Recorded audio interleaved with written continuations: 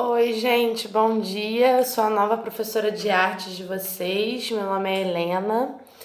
É, Queria que a gente estivesse conhecendo pessoalmente dentro de sala de aula, mas isso não vai ser possível agora. Então vamos começar por aqui e já já eu tenho certeza que a gente vai estar junto dentro de sala para se conhecer. Para começar hoje, eu queria dar uma recapitulada no que a gente viu, na verdade, no que vocês viram, né, no primeiro capítulo da nossa apostila, que é sobre o Barroco e o Rococó, e depois a gente passa para os outros movimentos artísticos que a gente também vai ver, tá? Então vamos lá. Antes de eu começar a falar do Barroco e do Rococó em si, já que a gente também vai falar de outros movimentos, a gente precisa entender que é muito importante pensar no contexto histórico em que esses movimentos estão inseridos, né? Em que momento da nossa história esse movimento surgiu e se desenvolveu. Então, para começar a falar do Barroco, eu vou querer começar falando sobre a reforma religiosa e a contra-reforma católica, que fizeram um cenário para que o Barroco se desenvolvesse, né? Na contra-reforma, o que aconteceu? A Igreja Católica, ela estava muito corrompida naquela época. Naquela época não tinha... Existiam venda de indulgências, que no caso é como se você vendesse o perdão, né, para você ir para o céu. Você vendia esse perdão. Você tinha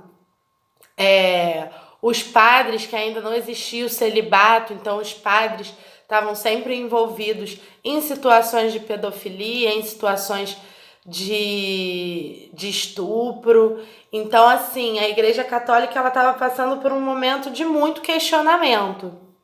Então, Martinho Lutero, que foi um bispo até da Igreja Católica, ele começa a questionar essas questões da igreja, e aí ele começa a fazer o que a gente chama de reforma protestante.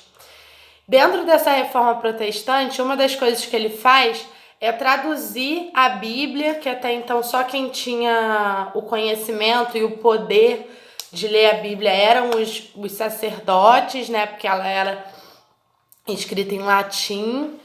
Então Lutero ele vem e traduz essa Bíblia e faz uma série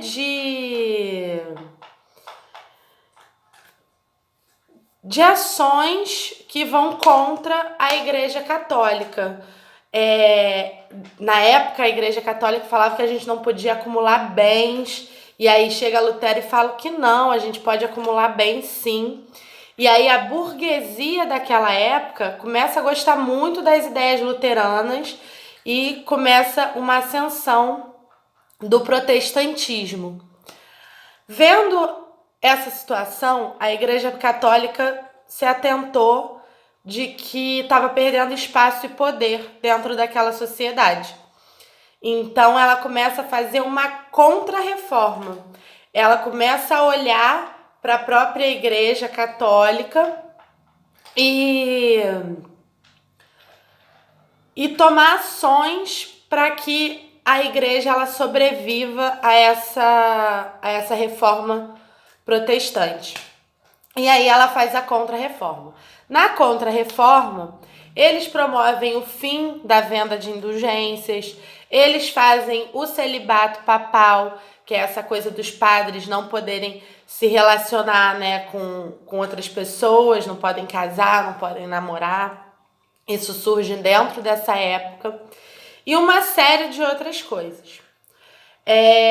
Logo após essas reformas que aconteceram, e a Igreja Católica ainda estava um pouco enfraquecida, surge o Barroco.